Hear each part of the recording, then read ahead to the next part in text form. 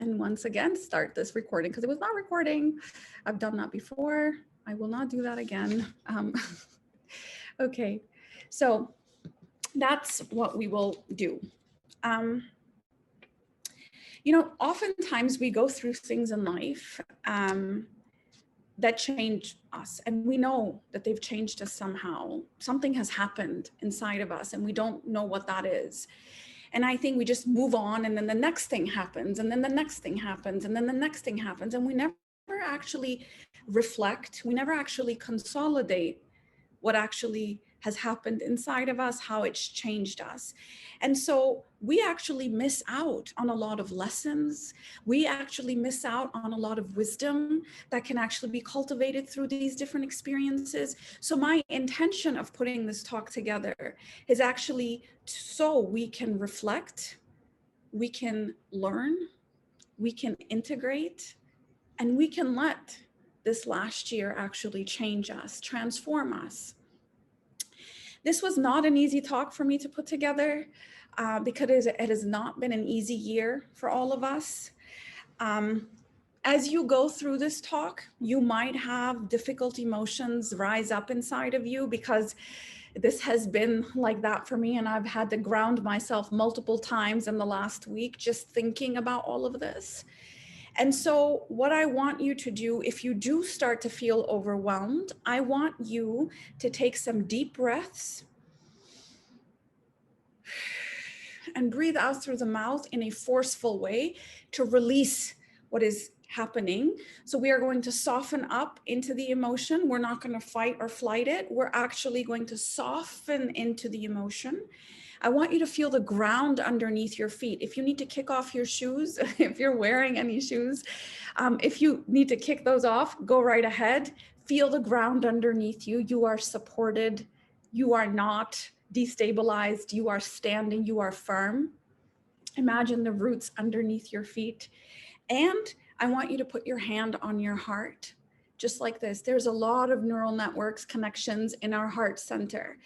And when you put your hand on your heart, I want you to tell yourself, I am safe, I am strong, because you have been through a lot, okay? And do this at any point. Do this now during this talk, or do this at any point you feel scared or worried. It's important to feel the ground underneath your feet because we can often feel very unsupported. So let's start off by saying what we all have witnessed this year. So,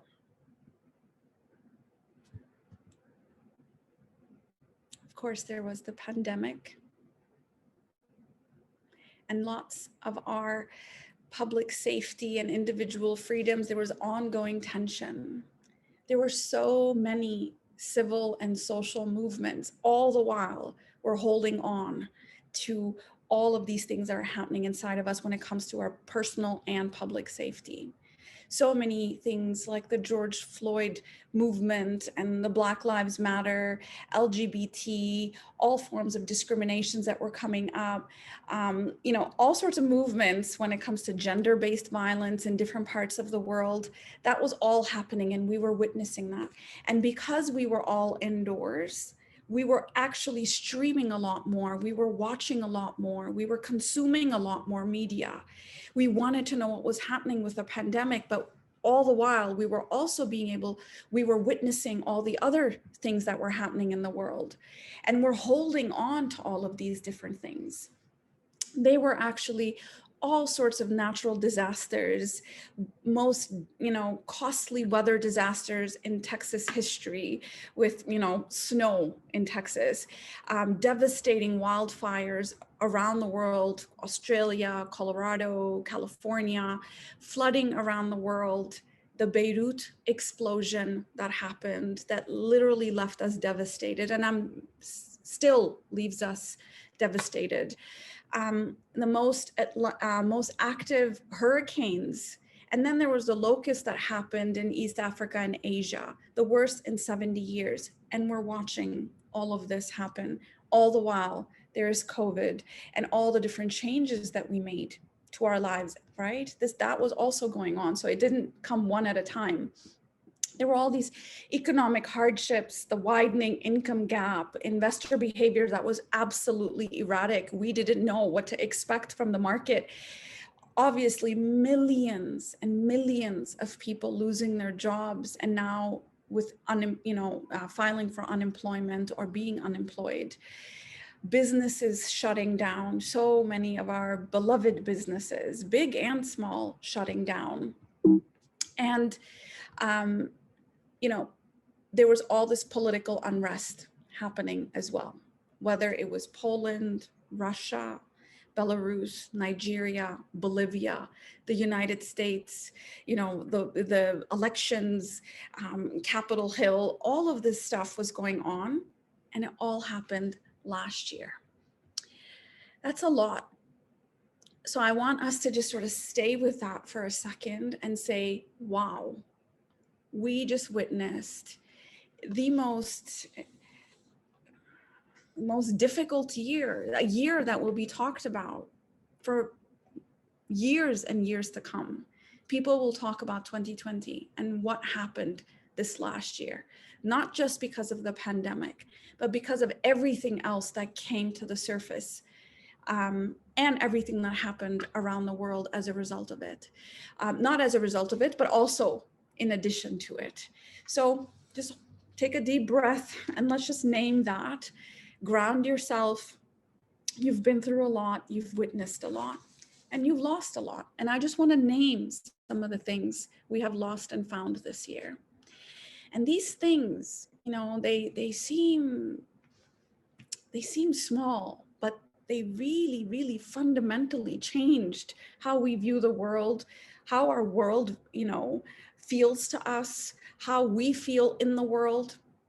We lost our sense of normalcy. We lost our sense of safety, our sense of spontaneity, our economic certainty and security. We lost being able to see people's faces, our freedom to move about when we want, our regular routines of waking up, going to the gym, going to work, rituals like graduations and weddings and funerals. And no matter what we say, no matter what, we zoomed in and we made the most of it. Yeah, but we lost that togetherness, and we lost being able to hug each other and be with each other during these very happy moments, but also these very, very devastating moments. We couldn't be with each other in the way we wanted to be. Childbirth was happening, and mothers couldn't be there for their daughters, and deaths were happening, and we couldn't be there with our loved ones when they passed, or to be there when we could bury them. These are really, really significant things that happened that we lost. We lost our colleagues that left because they wanted to go either back home, or they wanted to change jobs, or they just lost their jobs. We lost our sense of balance. Everything we do in our day balances us. It gives us a rhythm. It gives us a routine, right? We lost our footing. What do you mean I have to work from the inside? What do you mean my home is now my workplace? What do you mean my home is now a school? It's very destabilizing, because we didn't just lose the things that were outside of us. We lost our home. We felt homeless in so many ways, because my home is not a school. My home should not have to be a gym. My home should not have to be a workplace. So there was a sense of loss inside of us that we couldn't even name from that homelessness. We lost our ability to engage in things that energize us. So all the while we were witnessing all of these things happening in the world, the things that feed us, the things that, nature or vacations or going out with friends or hanging out with our family, these are the things that energize us, we didn't have access to. We lost, obviously, our ability to plan the future. What are you doing a week from now seems like too big of a task or an ask. What's going to happen after spring break? What's going to happen in summer? Am I leaving this summer? Am I staying this Christmas? These kinds of things that we just used to do. We would just plan, and we don't have that anymore. Being able to see our extended family in person. So many people have not seen their family members. So many people have not actually been able to, even if they live next to them, they can't see them just due to, COVID, etc. our sense of personal agency. And then we lost a lot of lives this year.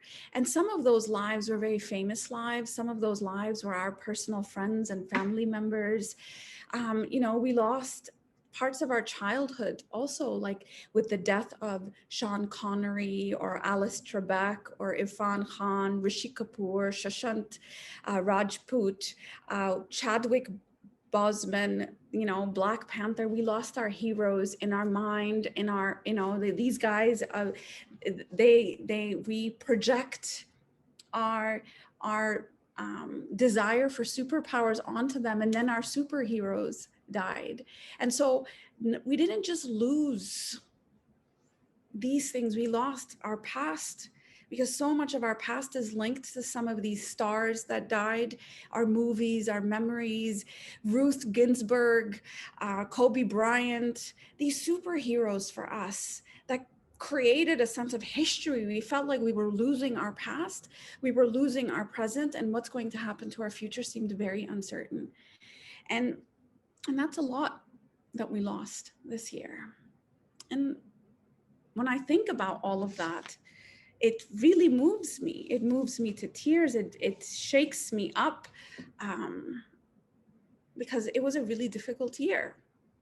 But with all things lost, there's always things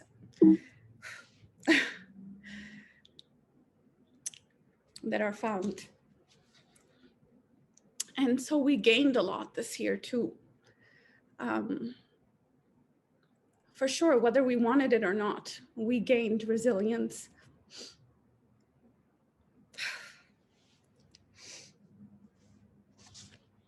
Okay. We gained heroes.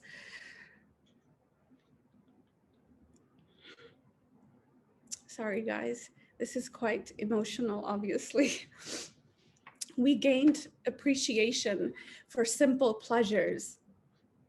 Just being able to walk on the beach, just being able to be outside, going to the airport, the things we actually didn't like doing, we look forward to.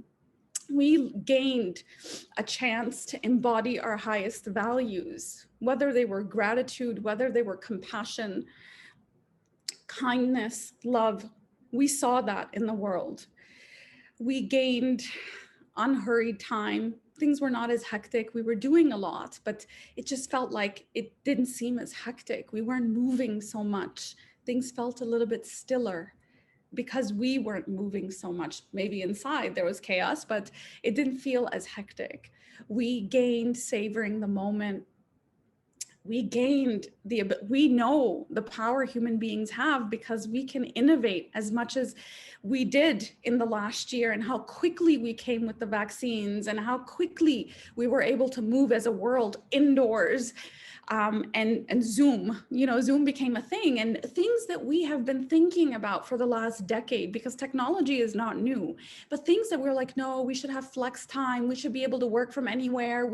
All of a sudden, overnight, it was done. Paradigm shift. There was no incremental shifting. Boom, it happened, and we were in the future. We also gained the ability to be more self-reliant, to care for ourselves, because we didn't have access to our friends caring for us, so we had to do it for ourselves. Saw widespread action, people standing up for what they believed in, gathering for what they believed in. We also had the ability to have higher quality presence with our loved ones. I know I can speak for myself that having dinner time together as a family, my husband, he traveled a lot for work, and I was also very busy here and there doing talks, socializing, friends, but all of a sudden things happened where we were all seeing each other a lot. There's a movie night we established at home, a game night we established at home, dinner together we established at home. These were some deep traditions that sort of shifted us as a family. We have now deeper convictions about what matters to us. We've also gained perspective and flexibility and opportunity to step into the best parts of ourselves. And I want to deep dive into some of these things now, because this is just me saying it all at once, that this is what we gained, but there are lessons here in each one of these bubbles that you see. Lessons about what it means And how do we carry this forward when it means what we savor each moment, or we lean in to our fear? We don't have a choice. We didn't have a choice. We did it without whether or not recognizing that we were being fearless in that moment or courageous in that moment, whichever way you want to look at it, but we did it. And so I want to actually pull out the lessons and then name them. So these are just some of the lessons. I mean, I'm probably going to be reflecting on 2020 for the next 20 years, but these are just some of the lessons that I know that I have heard people say from the contact that I've had with some of my clients, my family members, my friends, but also some of the things that I've learned, some of the things I've heard within the communities of the different corporations and parents that I've had access to. And so I would really like to share that with you today. So the lessons that we can take forward. All right, let's see, here we go. All right. So as I go into this, I want us to think about, hardship is always going to be there in one way or another. As human beings, we are all going to lose something or another all the time. This happened to be one of those years that are going to be life-changing, but hardship is always going to be there. It's the human condition. How can you change the way you view hardship? And one of the frames that I want you to hold in your head, and maybe one takeaway that I want you to have, and maybe if you forget everything else that I said, except for the fact that I cried, and one other thing is that we are all alchemists. We can all be alchemists. And alchemists, they basically were, from ages ago, but they actually had the power to change lead into gold. And so how can I transmute?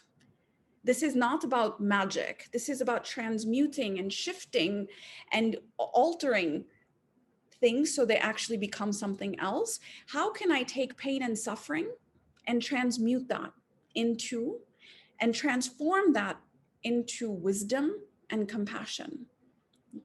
How can I take this pain and let it deepen me and transform me in some way so that I am more of who I am? Because it cracked open something and out comes more of who I could be. So that's what I want you to hold in your mind.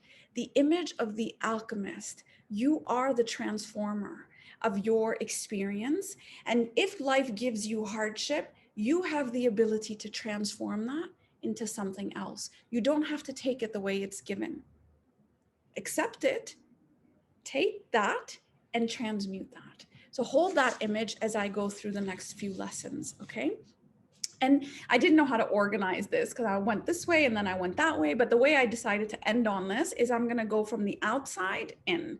So just let's name some realities in the outside world, but then I'm going to talk more about resilience and grief and values more towards the back end of it. So the first thing is going to be that, guys, technology ain't going anywhere. And this is just going to be the way we work, right? The way we work has fundamentally shifted. And for some companies, it's just the way it is. Now they're only going to be working from home. They've closed down their business, operations and in buildings and things, but they are all working from home. And that might not be the case for everybody. It's not the case for the Lighthouse, but the way we worked has changed for a long time to come. It's this idea of doing Zoom calls that has become so normal for us that actually is going to be a very large part of how we work. Flex work is going to be, people are going to be working from different parts of the world. Even Dubai came up with, a working somewhere else, but living in Dubai visa. So this is a reality of the way things are. And remember, it might have worked for you for the last few months and the last year, but a lot of people were burning out this year because I think the model that they were using was working at home and not working from home. They actually didn't shift their reality into working from home means that home office is a reality rather than, oh, let me just finish up this project and let me just finish up there. And then the day blends into the night and the night blends into the morning and people were burning out And people actually, there was a lot of research on that. People actually worked harder, they worked longer because one, they were probably psychologically numbing themselves from work, with work, because everything else seemed so chaotic. Work actually gives us a sense of order, but they were also not having a model of working from home. So you need a model of working from home. And I do a whole other talk on that, but I just want to highlight that this is going to be a lesson to take forward. You've got to learn how to manage your energy when you are working from home. And you've got to learn how to manage your teams remotely. How do you inspire people? How do you inspire yourself when you are sitting in your home without, shoes on? And how do you show up fully in that sense? And so some of the things is, some of the sort of marginal gains, I guess you could say, when it comes to working from home, is going to be that you still have a commute. What does that mean? You go for a walk each morning, you get dressed, you listen to your podcast. Whatever you are doing in your commute is going to be very, very important. It's also going to be that you have some workstation rules. This is my workstation from home. I showed my office on Instagram yesterday, but this is my homework. And then I have my tea, I have my aromatherapy, I have my books. It's a functional place, but this is not me sitting on a couch or sitting on the dining table today and sitting on the patio the next day. It doesn't work like that. You've got to show up fully. And so you've got to have some workstation rules, where you don't engage with social media necessarily during your breaks, et cetera, et cetera. You also have a finishing window. So you've got to own your morning and own your evening. Owning your morning means you have a morning commute and then you have an evening commute because you're going back home. You shut it down. You've got to come up with these things because the company is not going to be like, all right, everybody, let's turn down the intranet. No. Shutting down the email, shutting down work, saying I'm going to be with my family now, I'm going to be without technology now is going to be very important. Also having set meal times. A lot of people gained a lot of weight during COVID because we're just used to sort of lounging about and eating in our homes. But now we've got to come up with a healthy routine that says, okay, this is not my rest and recreation space. This is my workplace. And I eat in the morning and I eat in the afternoon, I eat in the evening. These are my hours. This is my snack. What we used to do when we used to go to work. So some of that is going to be very important. And then obviously keeping the positives of working from home, because we can almost get sucked into the negatives a little bit too easily. So that's going to be one lesson we are going to have to learn very quickly if you have not learned it. And if you find yourself sort of deflated and not energized, then you're going to have to find a way to make that a little bit more accessible to you, to stay inspired and engaged and fully present while you're at work. Very close to that idea is that technology is a great servant and a poor master. Yeah, we've all become a little bit obsessed with technology. And let's just be real here, guys. We are not meant for this. Yes, Zoom is great. And yes, I operate from my home 2 days a week or 3 days a week, but I still go in whenever I can. And there are some meetings that I will have in person. And there are still some clients that I will see in person because I just know the impact of that is going to be a lot different. Motivation is different. Clarity is different. Your attention is different. Your feeling overwhelmed is different. Having 30 people on a screen is very different from having 30 people in a room. And if you forgot, maybe you should have those 30 people socially distanced in a room, because I can tell you, I forgot.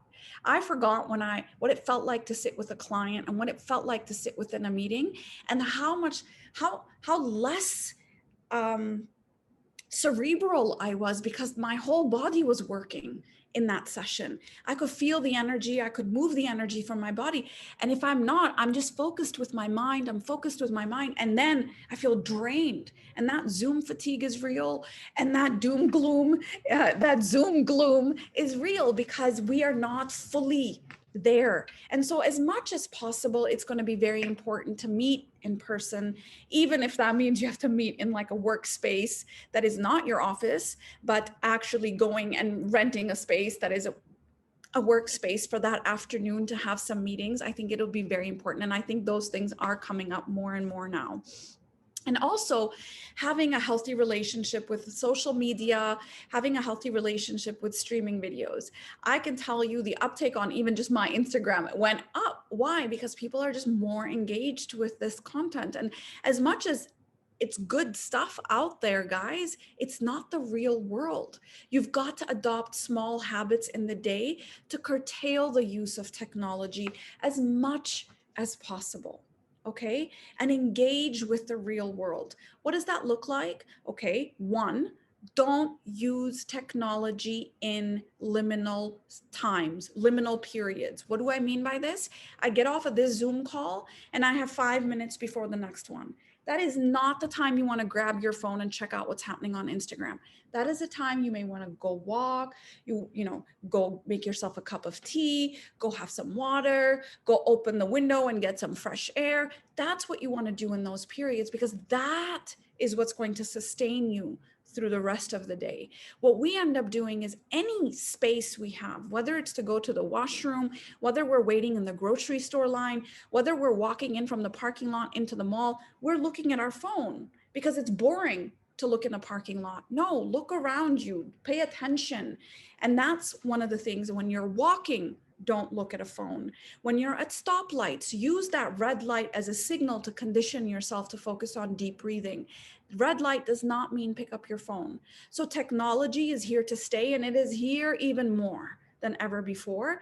You are going to learn.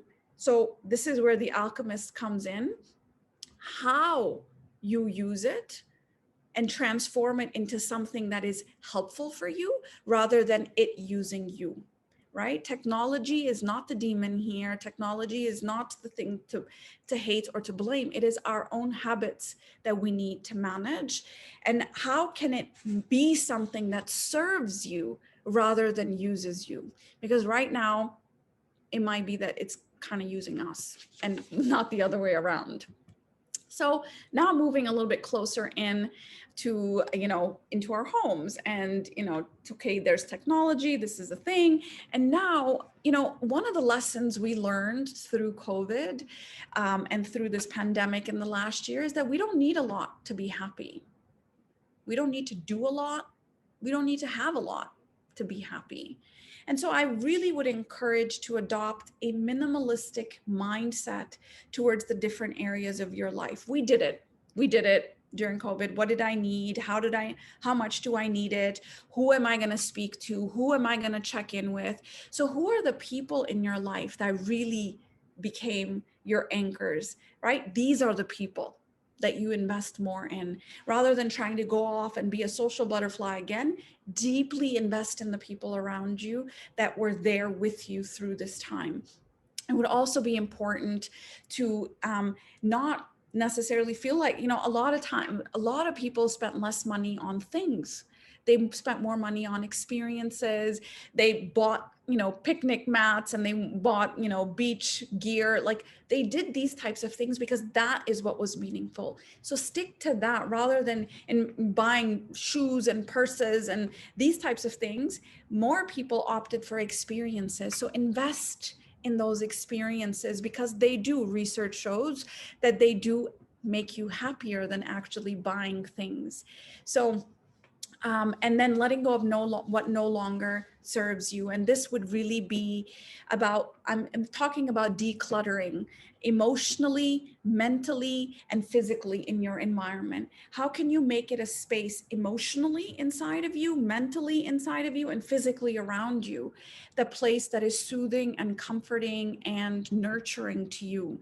And emotionally, that would mean that you let go of your grudges, and that you go on an inner journey to heal some of those wounds, because that's causing emotional chaos inside of you. Mentally would mean to develop different mindsets, different attitudes. So this is what you need to declutter, and this is what you might need to adopt and invest in, okay? So we don't need a lot, and we don't need to have to do a lot in order to be happy. But the things that we are going to want to do, we're going to want to do deeply and more. It's not enough that you know something. It's more important that you do something about that. And I just want to say something on the last point, which is about letting go of what no longer serves you. This really is, think about, why is it so hard for us to let go? We don't let go. We don't let go of the past. We don't let go of the people. We don't let go of the moments. We don't let go because we actually hold on to objects moments, peoples, we actually hold on to these things because we haven't integrated them inside of us. Their memory hasn't transmuted. So this is where the alchemist comes in. And how can I transmute this moment, this memory, this person's, that is no longer in my life? How can I integrate the lessons and the memories into my being rather than holding on to them and saying, I can't let go? Because what we learned from COVID is that we don't need a lot, and we want to carry that on. It's good for the planet, it's good for you, it's good for your peace of mind. And so we want to make sure that we carry that forward. The next lesson that we learned is that our community matters. Loneliness and injustices are threats to everyone, everywhere. And we learned that this year more than any year. When someone hurts in one part of the world, it reverberates and it hurts me. And so if they're hurting, it is now my responsibility to do something about that. And I think we all saw that. Right? We all saw the different movements that were happening everywhere because we all felt touched by that. And because of technology, because of globalization, because we all have attachments to different parts of the world now through our different travels, it affects us, it moves us.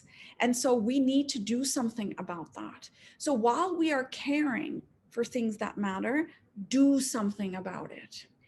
Why do I say do? Because actions are empowering and they counteract fear. And when we see things happening that are unjust somewhere else in the world, there's fear inside of us too. It is not something that's happening on a flat screen and we're just watching it. We feel afraid. We don't know it. You don't know it. I can feel it, but we are afraid. And when we do something about that, we are now no longer in fight or flight. We are now moving and we're doing something. So let it move you into action. The one thing that I would like to say about this is that do not feel you have to be inundated with news and images and information about the things that matter to you. There's some parts of the world that people actually are like, well, if you knew, sometimes people will be like, do you know what happened yesterday? And I would be like, oh no, I didn't know what happened yesterday. What happened? And they're like, don't you care? No, I do care, but I don't need to know play by play what's happening. I might not need that. I might be too sensitive for that, or I might be flooded with my own stuff for that. So don't feel you need to know play by play as to what matters to you, but just do something about it. If you know that this refugee crisis or Black Lives Matter or the Beirut explosion or what's happening in Belarus or what's happening in Nigeria, if you think that matters to you or if you feel that matters to you, do something about it, but just protect yourself. Because what happens when we are just watching and these passive sort of bystanders and we're not doing something, I'll talk a little bit about our hero imagination not being activated, but we actually feel helpless in those moments. And that actually makes us feel worse. And we end up feeling a lot more anxious. And then the first point, which I didn't mention, it was assume positive intent about others. As we've all sort of gone inwards and we've all sort of been in our homes or isolated, as some people say, it would be important that we don't forget the goodness in others, because we are seeing so much bad happening everywhere. Assume positive intent about others. And this was an interesting concept for me when I came across it, because we automatically, when there's so much fight or flight going on around us, we immediately assume that this person is out there to get us, because this is just the mode we're in. We're in our fight or flight mode and we're ready to attack anyone. So if someone quits their job or someone leaves us or someone moves, even with this Harry and Meghan, like people felt like violated by that. And they felt like, they should have called us and asked us if they can leave the royal family. And this is how people were reacting. Assume positive intent. Assume that others are acting out of best intention. And they're coming from a good heart. And when you do that, it softens something inside of you, and you don't have cortisol being released inside of you, but also the world is just a kinder place. And then you don't have to walk around with fight or flight all the time. And if you cannot assume positive intent, at least assume neutral intent.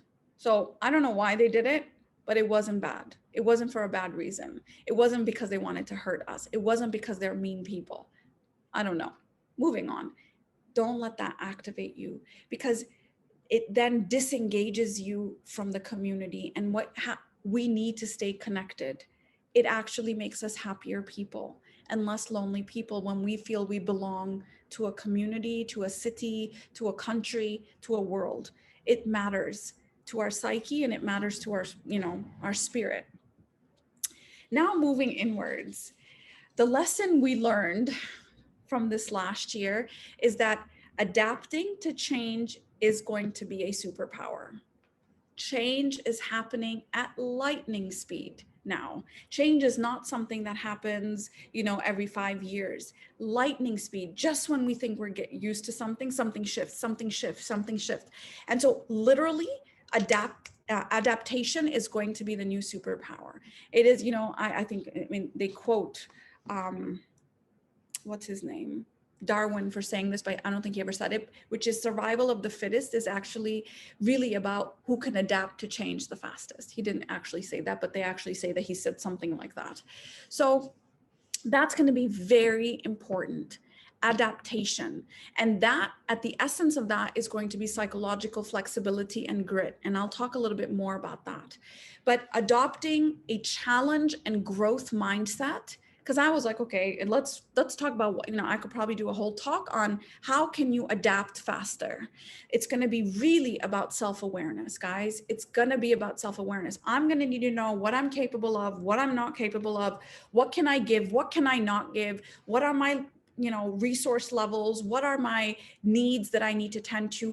All of that needs to happen. When we went into lockdown, I have 4 children that are in lockdown. I have friends, I have a whole clinic, I have, a whole team, I have a whole business. All of that was happening all at once. It doesn't show up, I had elderly parents that were in a different country, et cetera, et cetera. So what do I need to tend to most in that moment? And where is the challenge at? And I'm going to show up as if this was a challenge rather than, oh my God, look what's happening to me. I have so much on my plate. And that victim mindset is actually not going to help you adapt. If you adopt that challenge mindset, all right, this is a challenge. Okay, how am I going to transform this situation? I'm the alchemist here.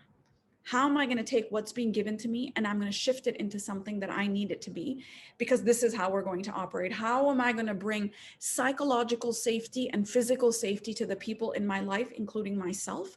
That is my number one priority. That's what adaptation is about. It is about, how does this new problem create an opportunity for me?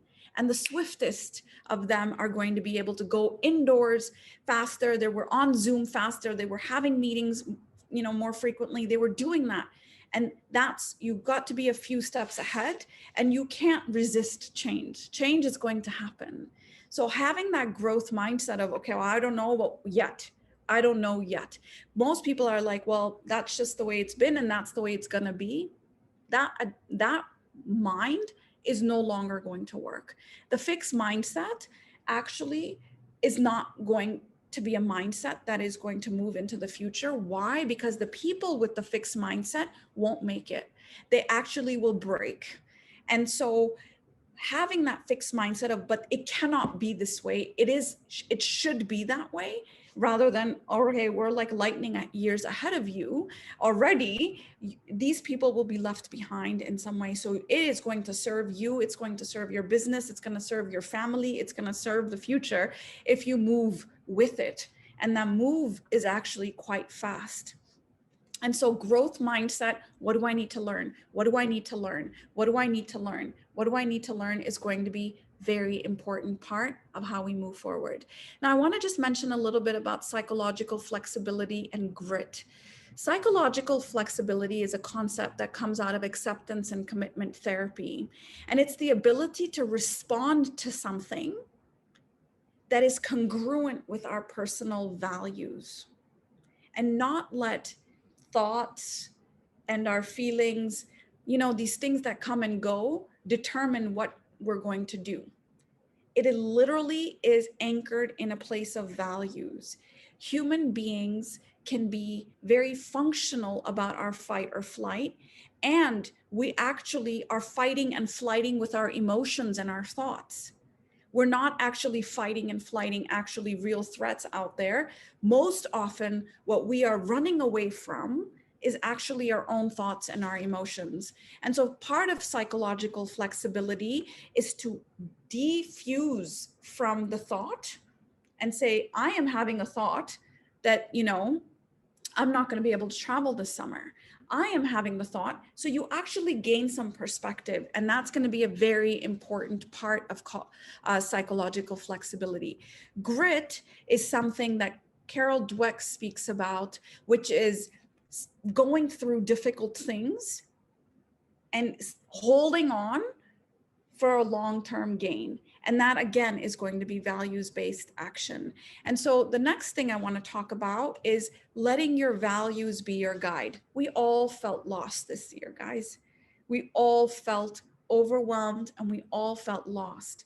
The people that felt most grounded and anchored, and they knew exactly what they needed to do in that moment, were the people that were closest to their values. They knew what their values were, and they stepped up into that plate very easily because their values are something they hold very close to them.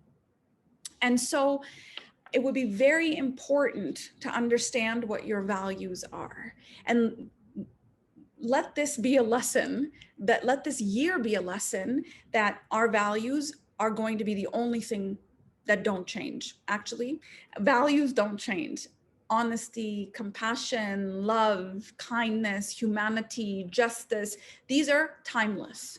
Everything else is going to change, but these things are not going to change. And so we cannot control what happens to us, but we can choose how to respond.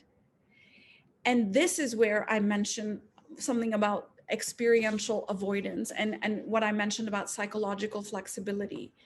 Consider how you can move towards the most important goals and values. Think about what you've done. Actually, I want you to take a second here, a few seconds, and think about anything that you have done in life that was really something you were proud of. Anything. You gave birth, you got a job that you wanted, you finished college, you took a course that you were really proud of, whatever it was, anything you did in life. You did not enjoy every moment of it. There were difficult periods. There was fear that you encountered. There was, boredom that you came across. There was frustration that you came across. Anything that you're proud of in life, you struggled through it, but you held on to that goal and those values rather than going with every whim of emotions or thoughts that come your way. And that's literally the essence of experiential avoidance, is that we don't go with what we feel. We don't go with what we think. We go with our value, we go with our goal. And anything that comes in our way, it's just something we accept. Okay, here's boredom. Okay, moving on. We don't fight it. We don't fight the boredom. We don't fight the frustration. We just look at it and we move towards our goal and say, this is just part of the journey, because that's how it works. Part of the journey is always going to be boring. Any relationship, anything you do in life is going to be boring. It's going to have frustration. It's going to have challenges. There are going to be struggles.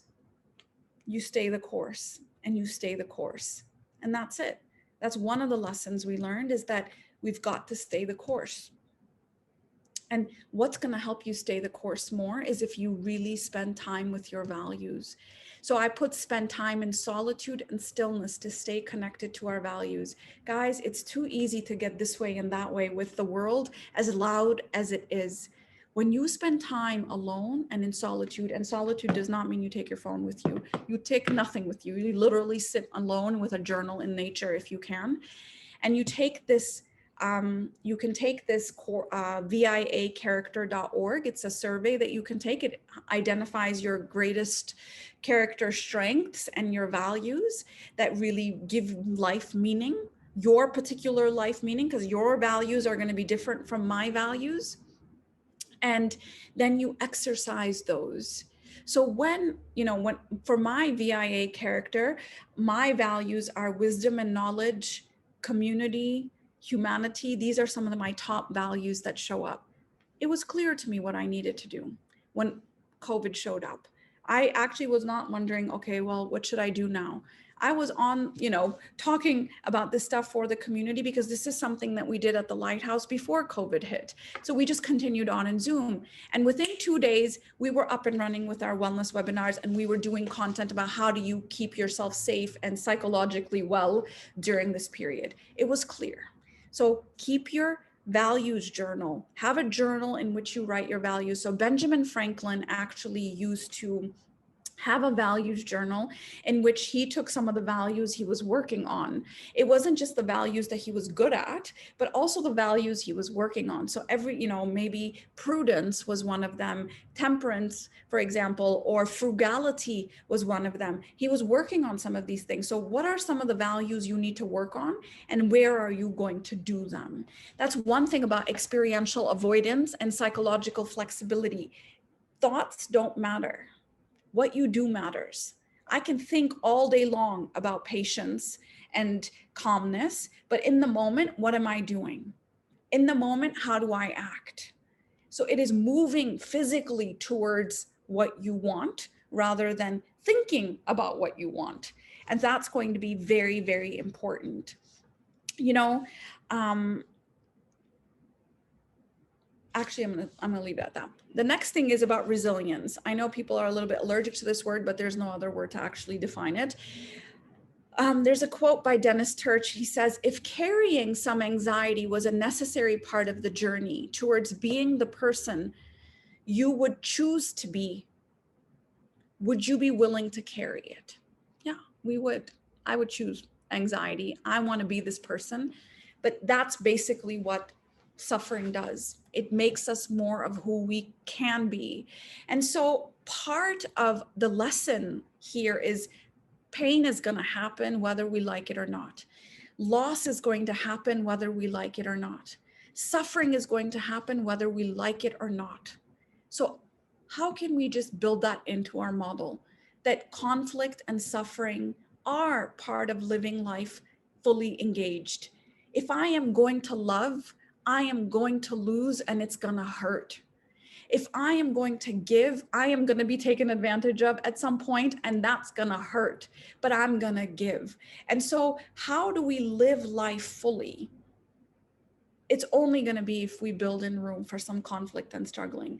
So adopting a mindset that doesn't glorify happiness and doesn't make sadness something we have to overcome, but just something that comes along with us. It's not something you overcome, guys. I know with this toxic positivity, we all have this idea of, oh, we should be happy all the time. We should be optimistic all the time. We should be looking at the positive all the time. No, we shouldn't. We should actually face the reality. And facing the reality means realistic optimism, meaning you look at the negative and you see the positive that might come as a result of this, alchemy. And so there was actually lots of studies done about people who were optimistic, too optimistic, meaning always looking at the positive and not actually looking at the reality of the situation. And they ended up having more sort of mental health issues than if people were realistic optimists. So what if we were to spend one more year on Zoom and not be back in person? Looking at the reality of the situation actually makes us more resilient. Looking at it only positively does not make us more resilient. It actually makes us weaker. And so what is the reality of the situation? And just saying, I'm ready for this. So reframing the tension is also something that in a book called Crucibles of Leadership, he talks about, is that where's the learning? Where this is also about alchemy. Here's the tension, and what can I learn from this? Here's the tension, how can I transmute this into a lesson? And instead of being outraged by life's betrayals, how can we take a stance of courage? Right? Oh my God, why is life doing this to me? Rather than, all right, what did this come to teach me? And that's what resilience is. Resilience does not mean that you don't hurt. Resilience means you hurt, but you don't stop. That's what resilience is. Resilience comes from the Latin word resilio, to bounce back.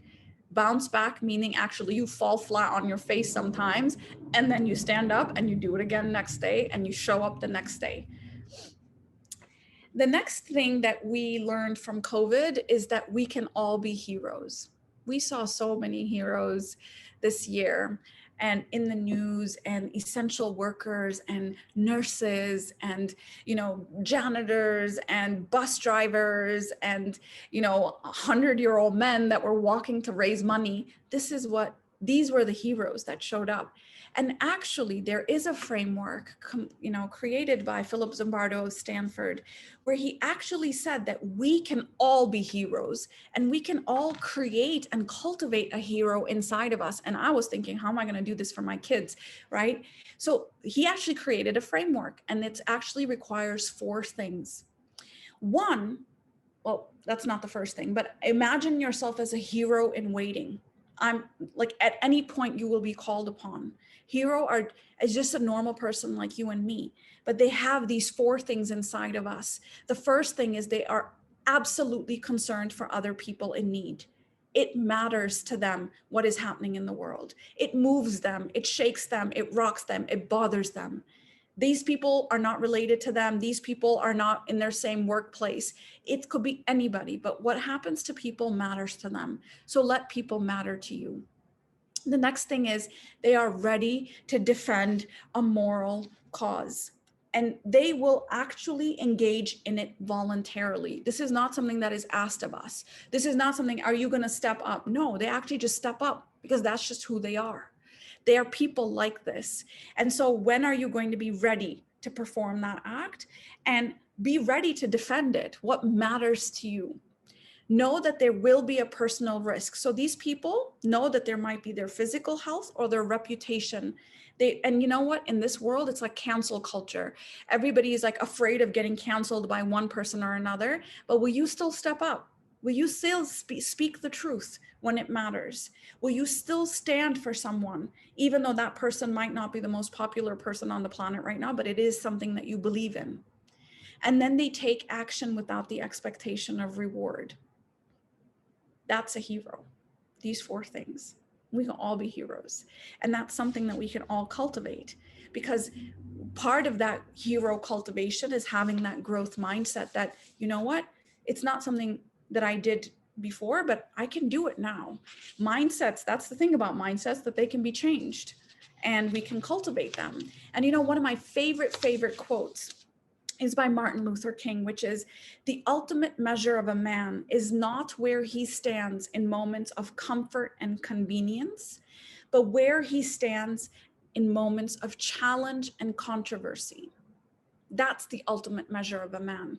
All of us are too good in our heads, but when push comes to shove, where are we going to stand and how are we going to stand?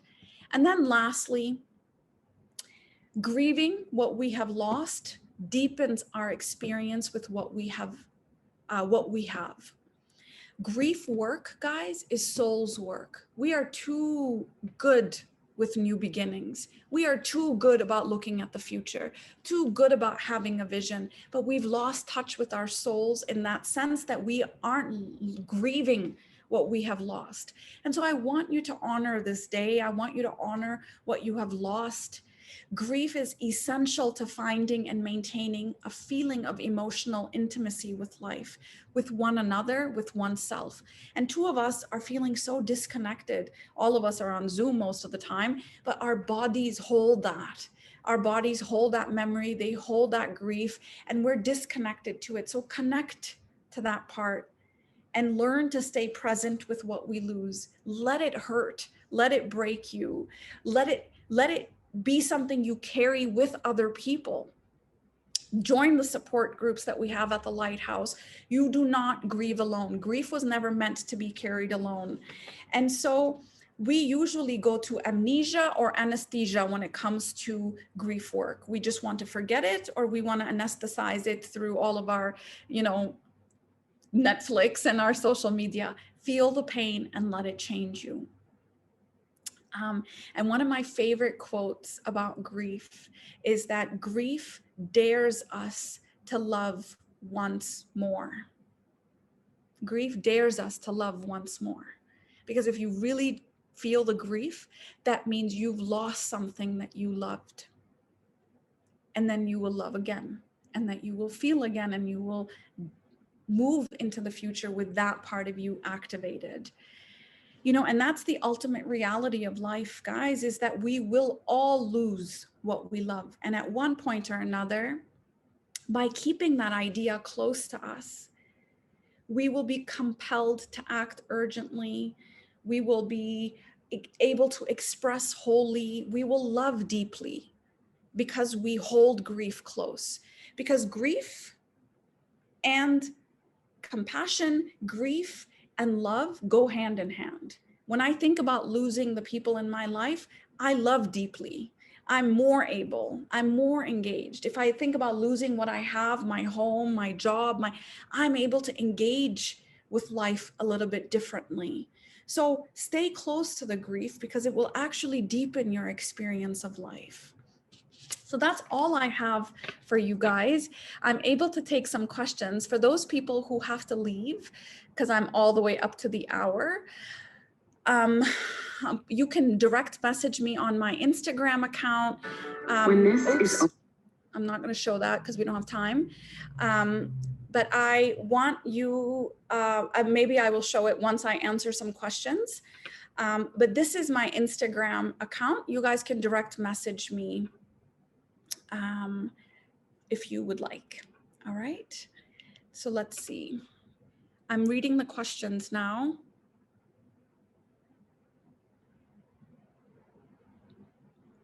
So somebody said that when we call someone a hero, they don't necessarily appreciate that because it makes them feel like they're not human. We didn't say superhero, we said hero. And hero is human.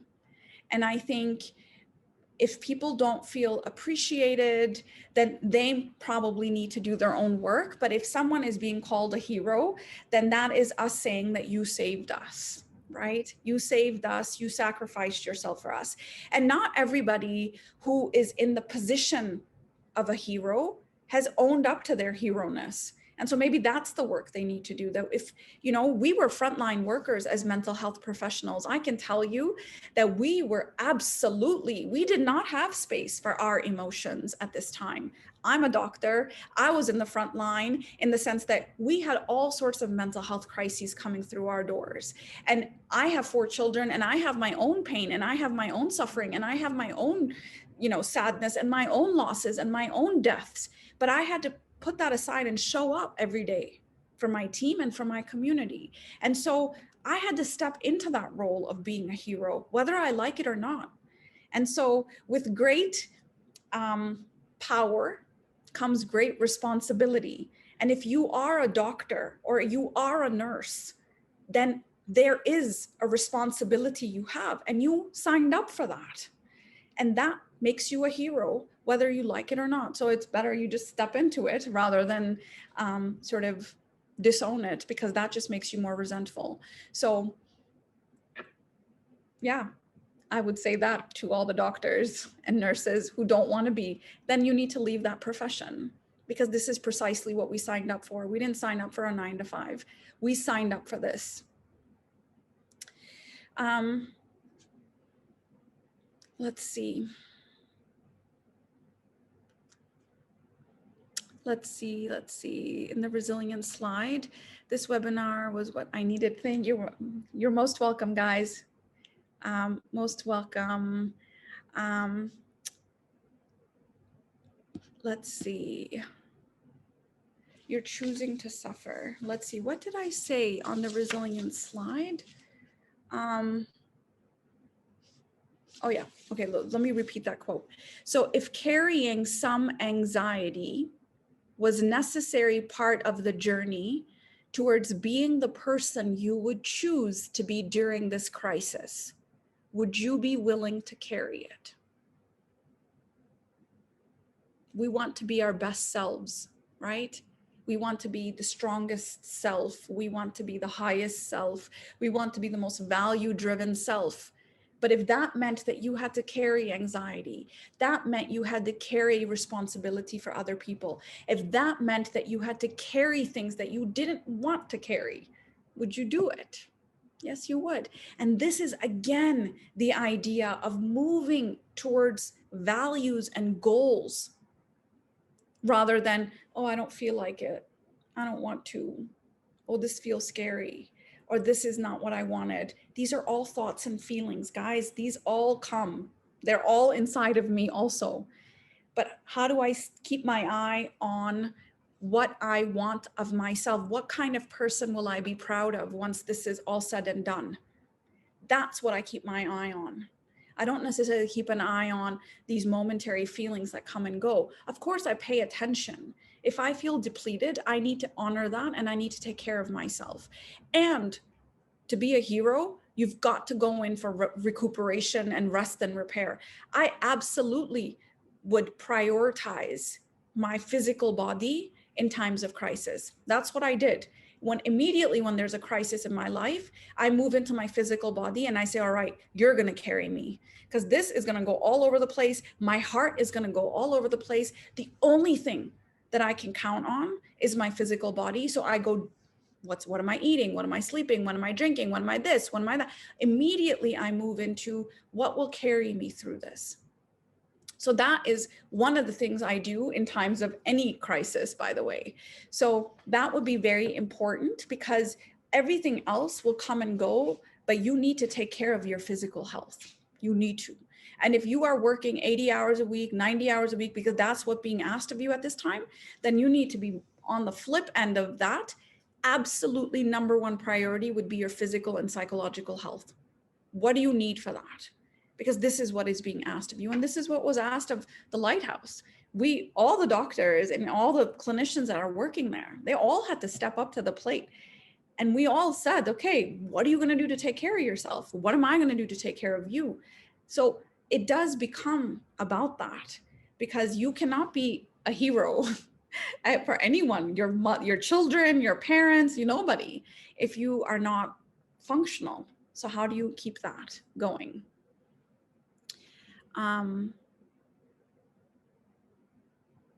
So how do you go through grief without adopting a victim mindset? I think one of the things which I said in the earlier slides is, what has this come to teach me? And how will I transform this? So look at grief as an alchemical substance that has been given to you. It feels painful, it feels hot, it feels heavy. How are you going to transmute that into something else? Wisdom, learning, compassion, love. How are you just going to ride that and say, it's here to grow me, it's here to change me? It's a very painful process, but it is a process that actually makes us more human. Speaking about robots, because we are not doing the work of grief, we are becoming a lot more robotic in that sense.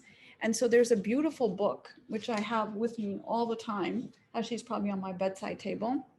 And it's called Wild Edges of Sorrow. And it's the most profound book I've ever read on grief. So I would really encourage you to read that book by Keller. Is it Keller? I don't know. Where is that book?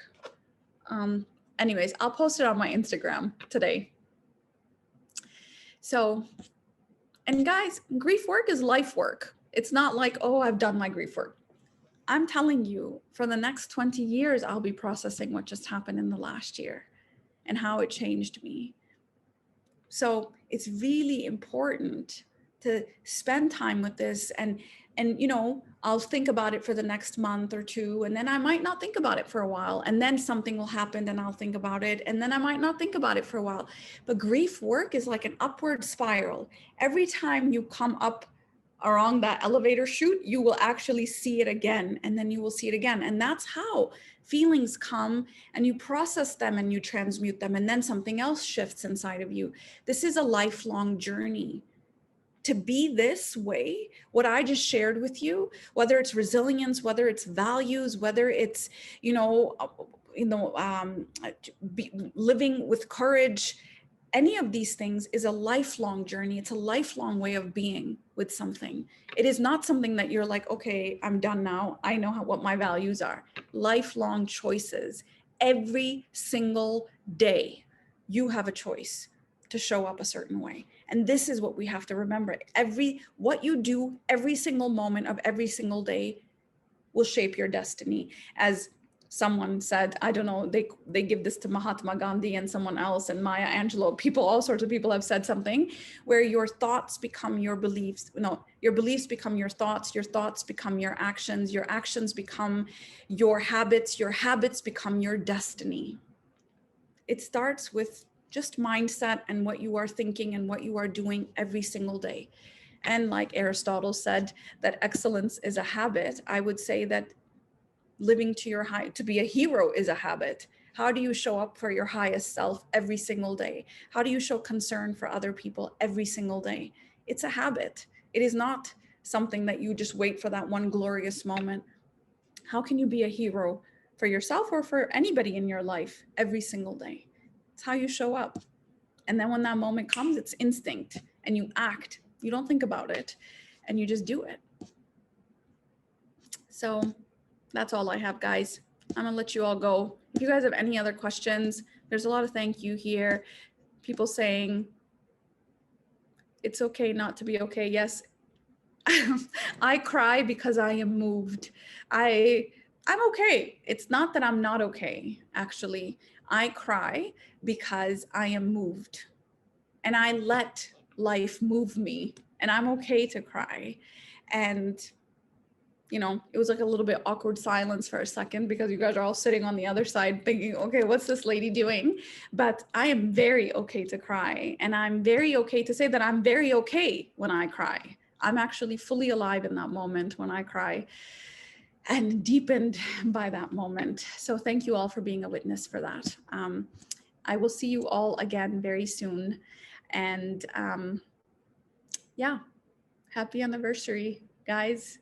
And I hope that you keep these lessons and that we keep together and we keep learning as we move forward. Take care, guys. Bye.